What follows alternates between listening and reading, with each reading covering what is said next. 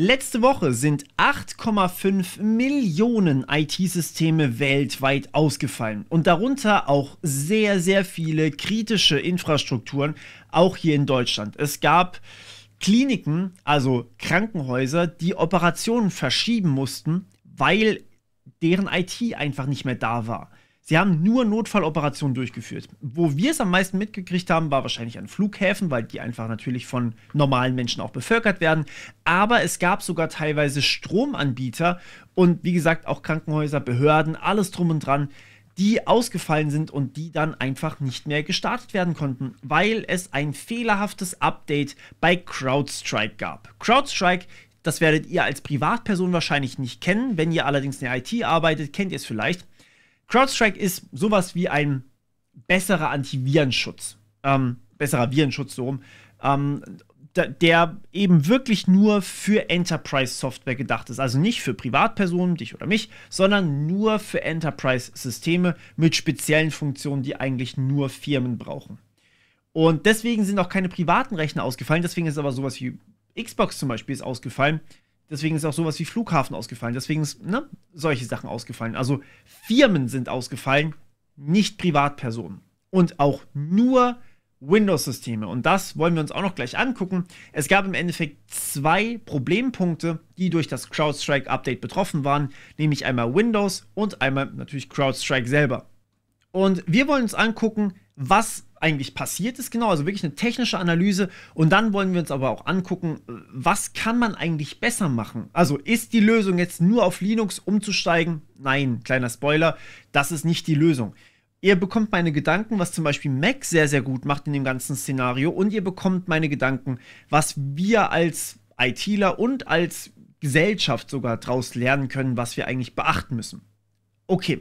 Also starten wir durch, es wird ein bisschen längeres Video, ich hoffe, ihr habt Bock drauf, ich habe die Nachricht auf jeden Fall von vielen von euch bekommen. Wir gucken uns wirklich auch den Assembler-Code an, ja, wir gucken uns den Assembler-Code an, was da schief gelaufen ist, den ich bekommen konnte zumindest, und überlegen dann aber auch auf so eine High-Level-Lösung, wie können wir eigentlich damit umgehen. Okay, zunächst einmal, was ist passiert? CrowdStrike hat, wie schon gesagt, ein Update hochgeladen. Allerdings war das kein richtiges Update für die Software, also sowas wie eine nächste Versionsnummer, sowas wie ein Patch für Windows oder sowas wie ein Patch für euer Handygame, was ihr vielleicht gerade nebenbei noch spielt.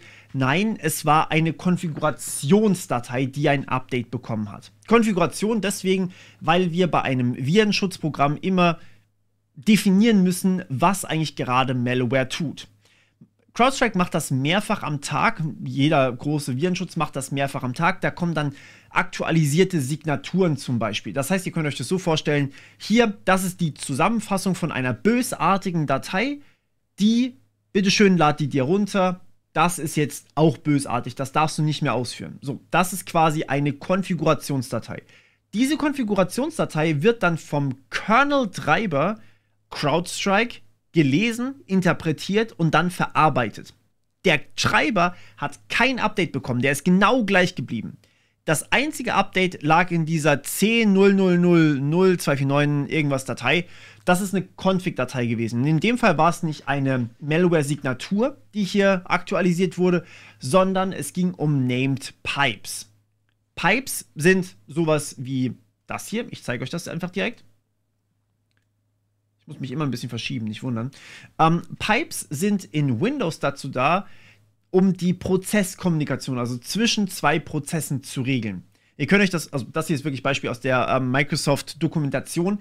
Ihr könnt euch das so vorstellen.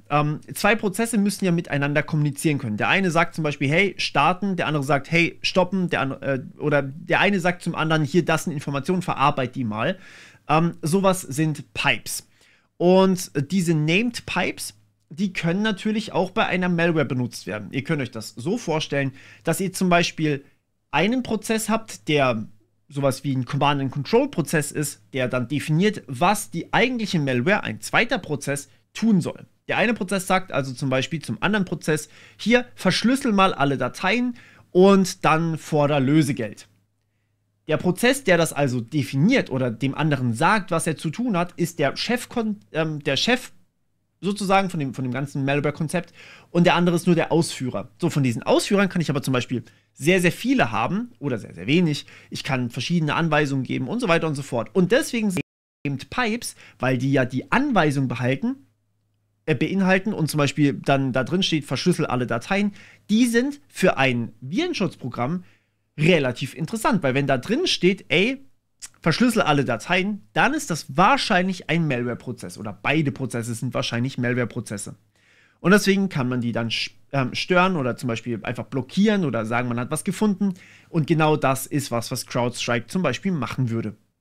So, und dann sind wir bei dem, was wirklich passiert ist bei CrowdStrike, nämlich es gab ein Update ohne Prüfung. So, und als das bekannt wurde und zum Beispiel auch als einfach bekannt wurde, dass CrowdStrike einfach abgestürzt ist und dass es halt einfach ein Programmierfehler war, kommen wir gleich noch dazu, ist hier das da passiert. Leider, muss man sagen.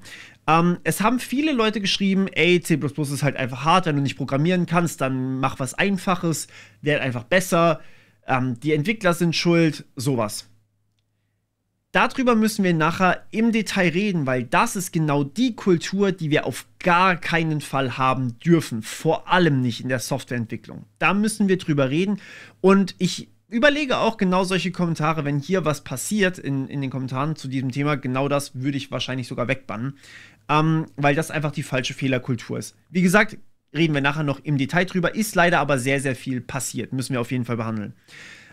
Was genau passiert ist, ist im Endeffekt, ein Entwickler hat quasi gesagt, ey, weil es nur ein Content-Update ist, also kein Patch in dem Sinne, keine Veränderung des eigentlichen Programmcodes, deswegen möchte ich die Policy, also die automatische Überprüfung, ob das alles funktioniert, möchte ich überspringen und möchte das direkt einfach pushen, damit jeder da draußen möglichst schnell die neuesten Malware-Signaturen haben. Es ist unbekannt, ob das jetzt der Standard bei CrowdStrike ist. Es ist unbekannt, ob das ein neuer Entwickler war oder was da genau passiert ist.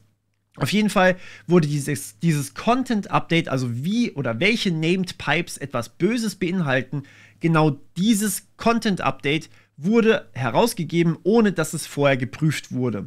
Weil es, wie gesagt, kein Patch in dem Sinne war, weil es nichts am Code geändert hat, sondern nur an der Konfiguration.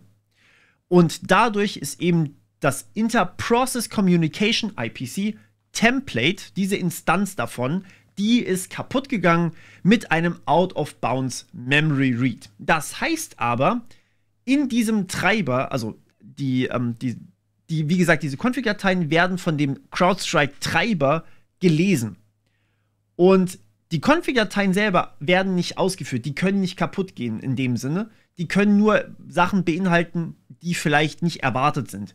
Und genau das ist hier passiert. Es gab davor schon in diesem IPC-Template, also der Teil im Kernel-Treiber von CrowdStrike, da war vorher schon ein Fehler drin, aber der ist halt einfach nicht aufgetreten, weil dieser Fall nie eingetreten ist. Der Fall ist einfach nicht da gewesen, dass es ein Out-of-Bounds-Memory-Read gab. So, aber dadurch, dass es jetzt halt in diesem Fall in dieser Config-Datei drin stand, ist dieser Codebereich ausgeführt worden bei diesem IPC-Template und dadurch ist der Treiber zerstört worden, er ist abgestürzt. Und Windows sagt dann, ja gut, also wenn mein Treiber nicht mehr funktioniert, dann kann ich mich als System einfach nicht mehr starten. Das ist hier passiert. So, jetzt schauen wir uns ganz kurz an, was im Assembler-Code wirklich passiert ist. Ich muss mich dazu ein bisschen wieder an die Seite schieben. Und das ist jetzt tatsächlich der Assembler-Code, den hat Patrick Wardle, hat das Ganze reversed. Wie gesagt, CrowdStrike ist nicht Open Source. Wir haben nicht den normalen C++-Code, den CrowdStrike hier verwendet. Wir haben keine Ahnung, was wirklich intern passiert ist. Wir wissen nur, was bei der Analyse der kaputten Dateien eigentlich los war. Und das war nämlich das hier R8, also das Register 8, dass das einfach nicht vergeben war. Das war im Endeffekt eine Instruktion, die auf Speicherbereich verwiesen hat, der einfach nicht in der Page war. Der war einfach ungültig. Die Speicheradresse R8 wurde hier oben unmapped und war danach einfach ungültig. Sprich in dem Fall, also als er das gerade angeguckt hat, wie gesagt, das ändert sich ja auch jedes Mal. In dem Fall war einfach diese Adresse hier nicht mehr verfügbar. Und wenn ich dann hier unten versuche drauf zu verweisen, ja gut, hier schiebt das mal bitte an R8, ja, was ist denn R8? Also ich kenne R8 nicht, habe ich in meinem Leben noch nie gesehen, ich weiß nicht, was R8 ist, also stürze ich ab. Das ist hier quasi passiert. Und dadurch ist im Endeffekt der CrowdStrike-Kernel-Treiber abgeschmiert und dadurch, wie gesagt, der Fehler war schon vorher drin, der Teil des Programmcodes ist einfach nicht aufgerufen worden, weil eben die Config nie so war, dass es aufgerufen werden konnte. Der Fehler liegt also eigentlich im vorigen Programmieren schon. Irgendjemand anders hat das mal entwickelt und die Config-Datei hat erst diesen Pfad in meinem Code dann aufgerufen, erstmalig wohl. Und dadurch ist erst der Fehler überhaupt das erste Mal aufgetreten. Der Fehler war aber eigentlich schon in der Software drin. So, der eigentliche Problemfall ist aber hier natürlich trotzdem, dass das Ganze ohne Überprüfung hochgeladen wurde und ohne, dass irgendjemand vorher das Ganze wirklich durch die ganzen automatischen Prüfprozesse durchgejagt hat. Dass das übersprungen werden konnte, das ist der eigentliche Fehler. Wir haben ja also eigentlich 3 Fehler, nämlich erstens der Fehler im Programmcode selbst, also im Kernel-Treiber selbst, dass das überhaupt kaputt gehen konnte. Das zweite, dass die Konfiguration selber das kaputt gemacht hat. Und das dritte war, dass man hier überhaupt ohne Überprüfung hochladen konnte und verteilen konnte auf andere Systeme. Aber trotzdem ist es nicht in Ordnung, das hier zu machen und da zu sagen, ey, was soll das Ganze, der kann nicht programmieren und sowas. Da müssen wir, wie gesagt, gleich nochmal genauer drüber reden. So.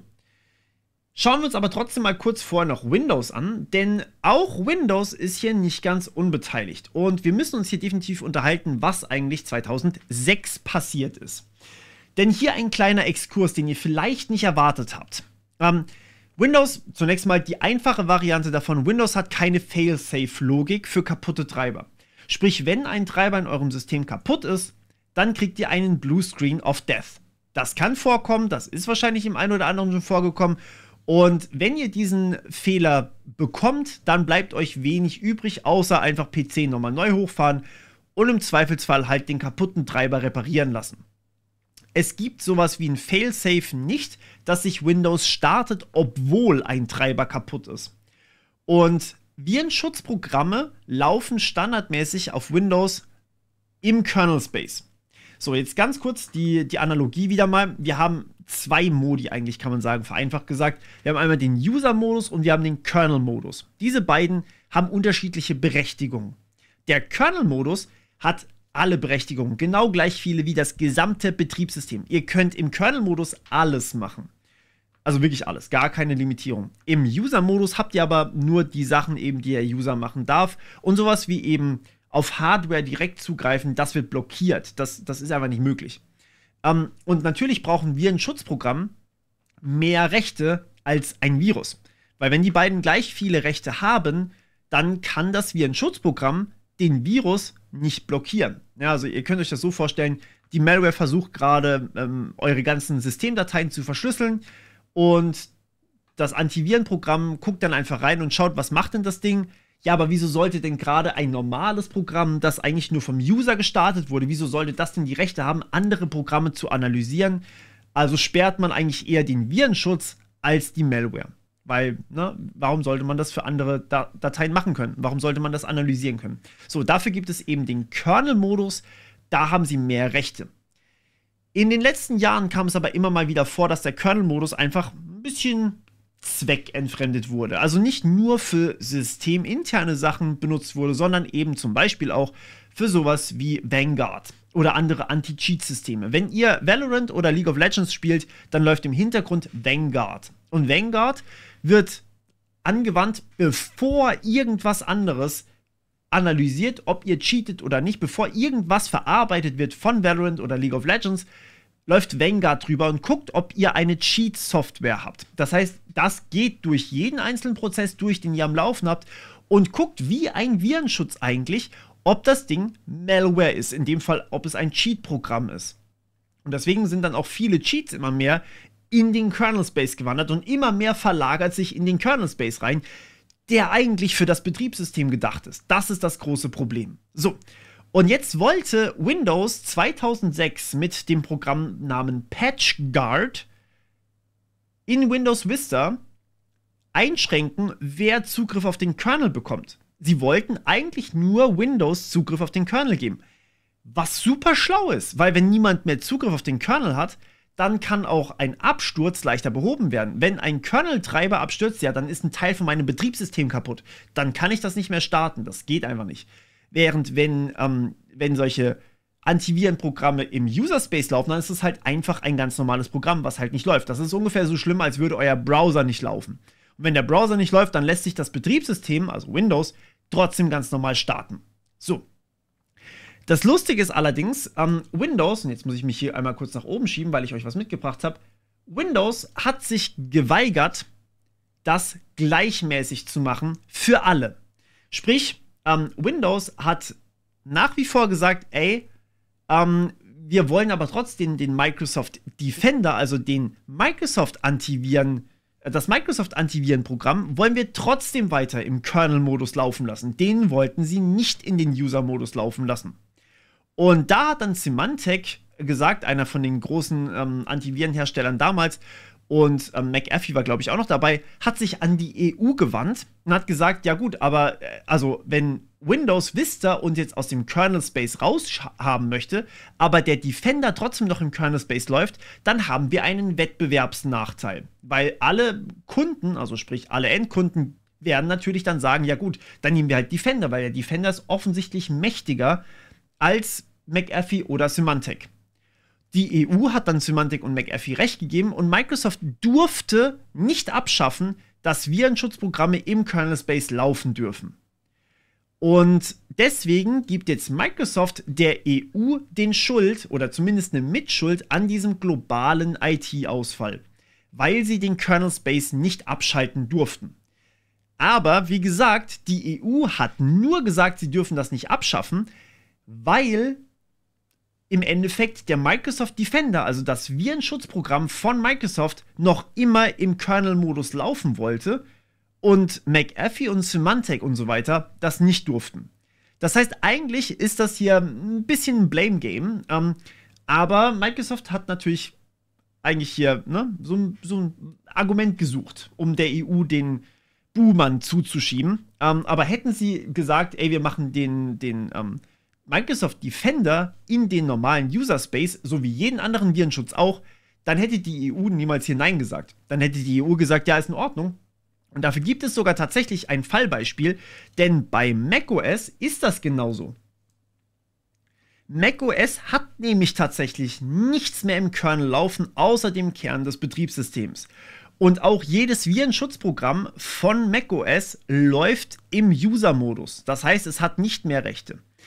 Dafür hat Mac allerdings eine neue Schnittstelle eingerichtet, damit solche Antivirenprogramme weiterhin eben Zugriff auf zum Beispiel Untersuchungen bekommen. Sprich, ihr könnt bei Mac nach wie vor Antivirenprogramme haben, die mächtiger sind als zum Beispiel Virenprogramme, die trotzdem andere Prozesse untersuchen dürfen und trotzdem gucken dürfen, was die so machen und dann dementsprechend trotzdem eine Meldung an das Betriebssystem schalten können, dass das Malware ist und dass das blockiert werden soll. Die laufen aber trotzdem im User-Modus. Das ist allerdings trotzdem nicht ganz so einfach gewesen, gerade für Mac, denn ihr habt hier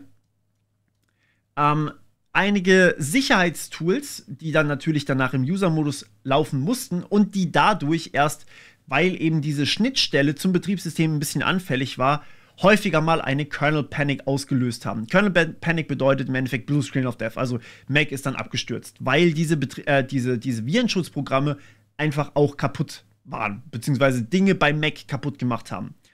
Plus, es gibt eine neue Klasse von Privilege Escalation, also im Endeffekt von Schwachstellen, die euch mehr Rechte geben, als ihr haben solltet. Da einmal diese CVE 2019-8805 als Beispiel, und zwar eine Sicherheitslücke, die im Endeffekt auch wieder mehr Rechte gegeben hat oder Systemprivilegien gegeben hat in macOS, obwohl man das eigentlich nicht haben sollte.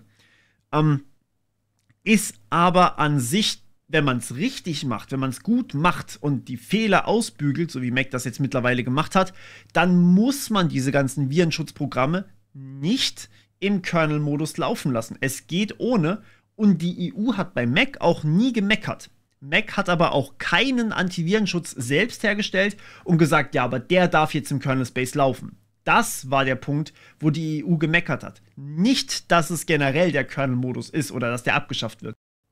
Und hier muss man sich vielleicht auch mal ganz kurz klar machen, dass Microsoft und CrowdStrike in direkter Konkurrenz zueinander stehen. Das heißt, Microsoft und CrowdStrike bieten quasi dasselbe Produkt an und natürlich wäre es für Microsoft ein gefundenes Fressen, wenn alle rausgeschmissen werden aus dem Kernel-Modus, noch immer übrigens, also zum heutigen Tage auch noch, wenn alle aus dem Kernel-Modus rausgeschmissen werden, deswegen versuchen sie gerade auch so ein bisschen das so zu propagieren, aber Microsoft selber mit ihrem Defender oder Defender for Endpoint, der quasi das CrowdStrike-Äquivalent ist, dann im Kernel-Space zu bleiben, weil sie dann einfach mehr Möglichkeiten haben, mächtiger sind, mehr Funktionalitäten haben. Und CrowdStrike weiß das, jeder Virenschutzhersteller weiß das, dass Microsoft das gerne hätte, dass die ganzen anderen einfach rausgeworfen werden und nur die Defender und alle Varianten vom Defender noch im Kernel-Space laufen dürfen.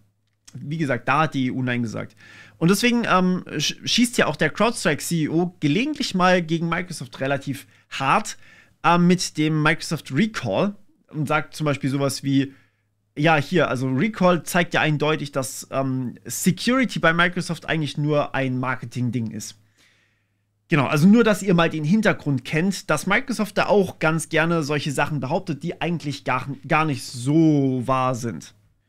So, bevor wir jetzt aber noch ein bisschen mehr in die Details reingehen, beziehungsweise in das, wie hätte man das verhindern können, wie können wir das in Zukunft verhindern, möchte ich einmal kurz auf meine beiden, oder eigentlich auf meine ganzen anderen Angebote verweisen, damit ihr die Videos von mir nicht mehr verpasst und damit ihr auch gleichzeitig einen Newsletter-Feed bekommt, also wirklich einen News-Feed bekommt, einmal in der Woche so 20 bis 30 wichtige News aus der IT-Welt. Da empfehle ich euch einmal meinen Newsletter da drüben. Das ist einfach eine schön aufbereitete Textnachricht für euch, die ihr einmal durchlesen könnt. Und da sind natürlich dann die Quellen verlinkt, falls ihr mehr Informationen haben wollt. Mittlerweile über 4.500 Leute von euch da drin. Finde ich super geil. Vielen, vielen Dank dafür. Für euch ist das auch völlig kostenlos. Der einzige Mehrwert für mich ist einfach, dass ich nicht mehr auf den YouTube-Algorithmus angewiesen bin und der meint halt teilweise einfach nicht gut mit mir.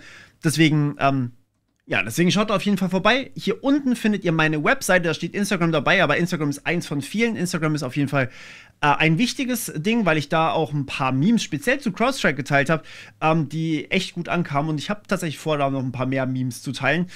Ich habe einfach mal so meine Top 10 rausgehauen. Und ich weiß, viele bauen diese Memes in ihre Videos ein. Ich will, dass ihr einigermaßen auch Seriosität in den Videos drin habt und da dann auch wisst, was Fakt ist und was vielleicht ein bisschen zu mimig wird.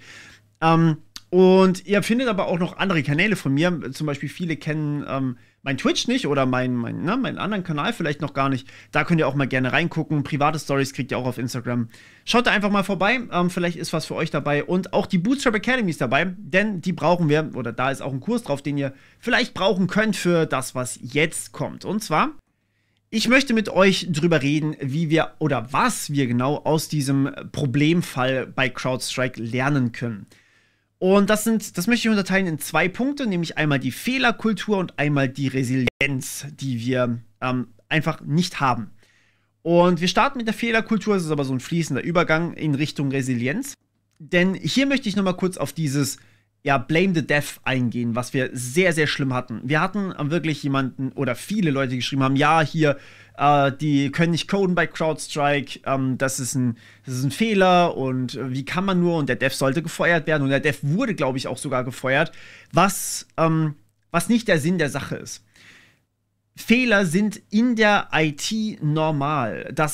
Wer programmiert hat und noch nie einen Fehler hatte, der hat noch nicht programmiert. Das garantiere ich euch. Ihr werdet beim Coden Fehler machen und das ist völlig okay, völlig normal. Das hat nichts mit der Sprache zu tun, nichts mit C++ zu tun, nichts mit, ihr nutzt KI oder was weiß ich, was man noch alles für Fehler machen kann.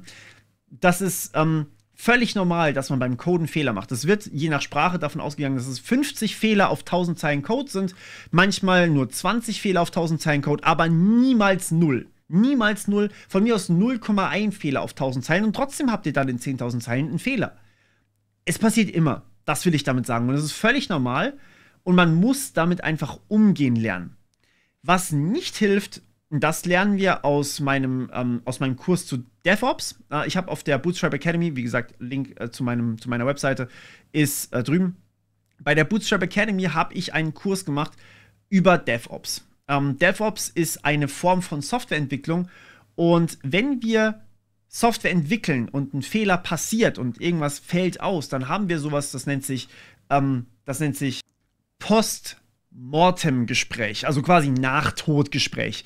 Nachdem das ganze System ausgefallen ist, hat man ein Post-Mortem-Gespräch, wo besprochen wird, was können wir daraus lernen. So, was können wir daraus lernen, besteht nicht daraus, wem geben wir die Schuld. Das ist das Allerwichtigste dabei, denn wenn man Leuten die Schuld gibt, dann schaffen wir die falsche Kultur, wenn wir Software entwickeln. Die komplett falsche Kultur. Und das dürfen wir nicht machen. Das ist das Allerschlimmste, was überhaupt nur passieren kann. So, das Zweite, was in meinem anderen Video, was ich auf dem anderen Kanal veröffentlicht habe, so direkt quasi am Tag, wo es passiert ist, was auch viele geschrieben haben, mit Linux wäre das nicht passiert. Oder Open Source wäre die einzige Lösung, die man hier noch relevant haben kann. Und man sollte auf jeden Fall weg von Microsoft. Auch das ist nicht die Lösung. Es gibt auch und es muss auch Fehler in Linux geben. Es muss auch Fehler in Open Source Software geben. Nichts ist fehlerfrei und Open Source Software auch auf keinen Fall. Wenn die abstürzt, das kann vorkommen, dann müssen wir auch damit umgehen. Wenn es da Sicherheitslücken gibt, dann müssen wir auch damit umgehen können.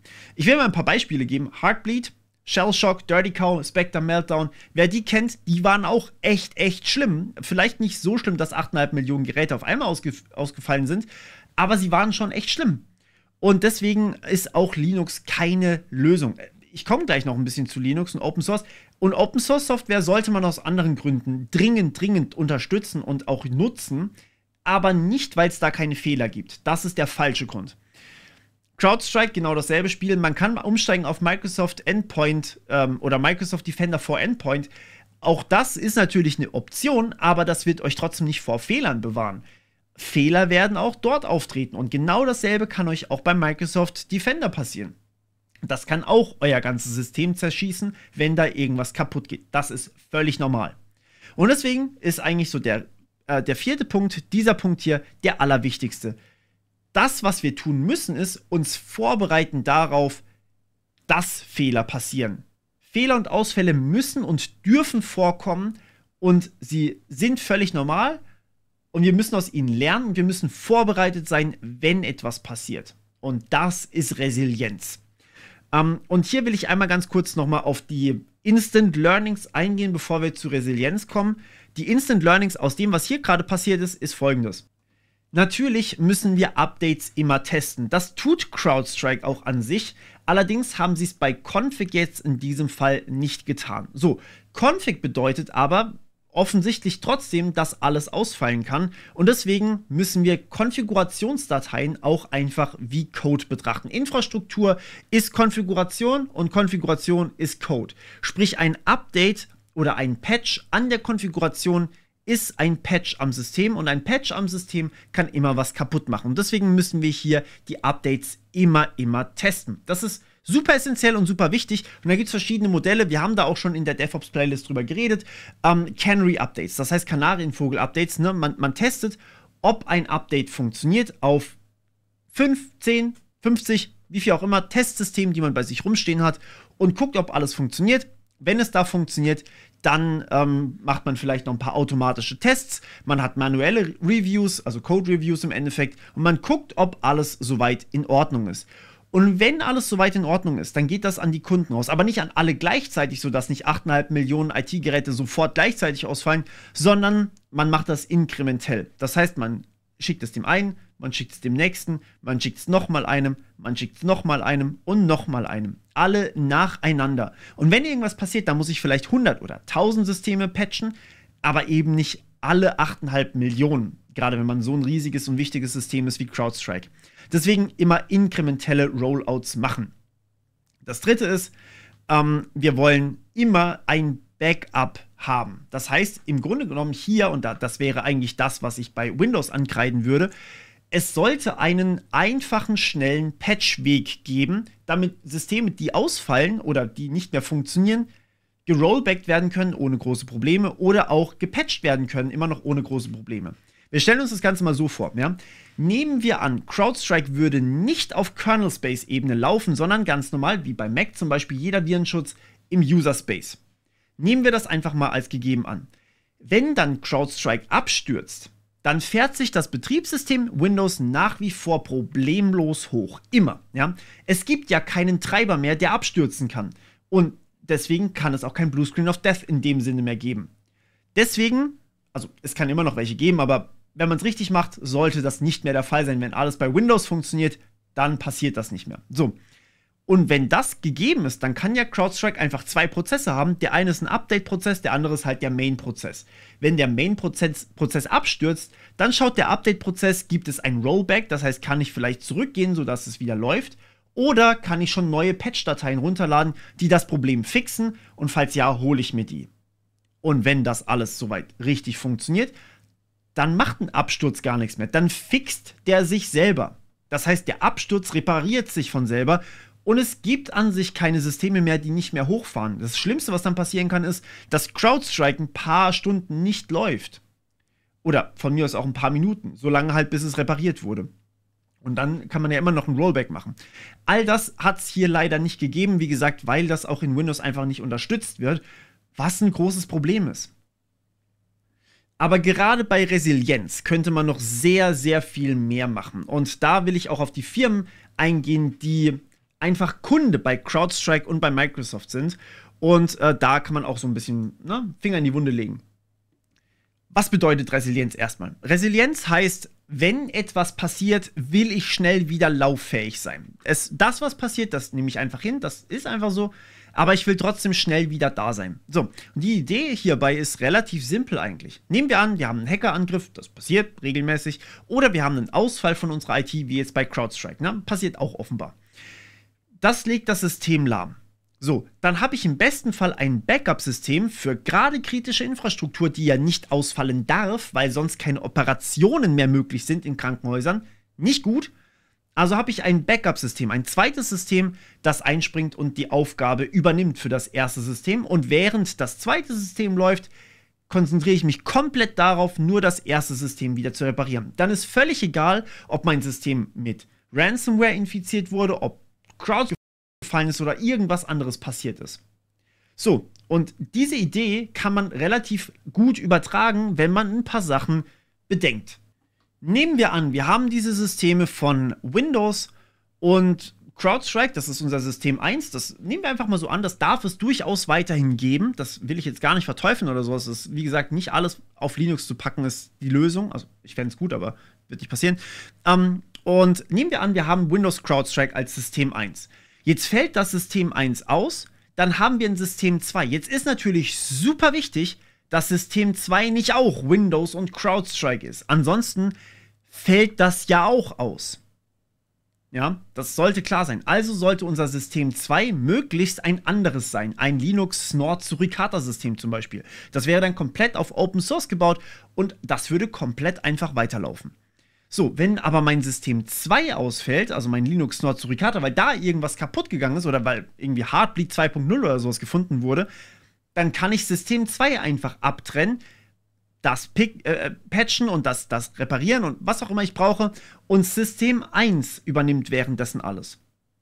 Also ich fahre quasi zweigleisig. Ich habe nicht alles bei einem Anbieter, sondern ich habe noch alles bei einem zweiten Anbieter, in dem Fall Linux-Systeme, und das übernimmt alles, was ich brauche, damit ich nicht ausfallen kann. Und ich habe dann einfach einen Server und der steuert dann zum Beispiel an, das geht dahin, oder zum Beispiel einfach über DNS wird es dann angesteuert. Und dann habe ich da einfach Load Balancing drauf und natürlich auch separierte Netzwerke. Also es darf natürlich nicht alles in einem Netzwerk hängen, weil sonst kommt ein Hacker und macht halt mein ganzes Netzwerk kaputt.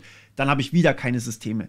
Im besten Fall liegen sie sogar geografisch woanders. Nehmen wir an, ein System liegt in Frankfurt, weil dort der große Knoten steht, der D6, und das andere System liegt halt irgendwo, keine Ahnung, in Hamburg. Ja?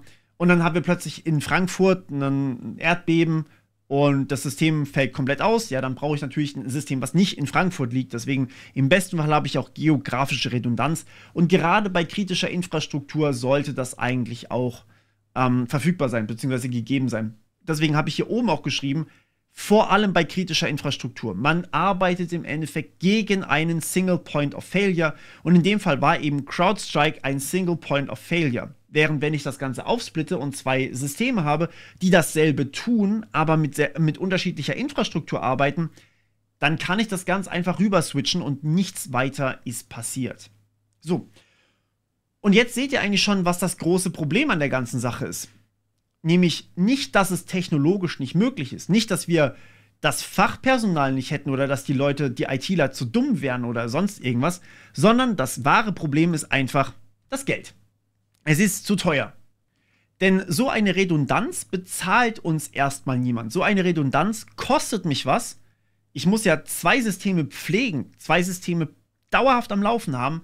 Und genau das ist sehr, sehr teuer. Und genau das bezahlt mir eben niemand. Nicht mal meine Kunden. Weil wenn jetzt ein Flughafen ausfällt, wer bezahlt am Ende? Es werden nicht weniger Flüge geflogen, sondern die Leute werden halt von Hand abarbeitet und die haben dann halt Verspätung. Ja, ist ja dann die Schuld von, sagen wir mal, CrowdStrike, nicht vom Flughafen.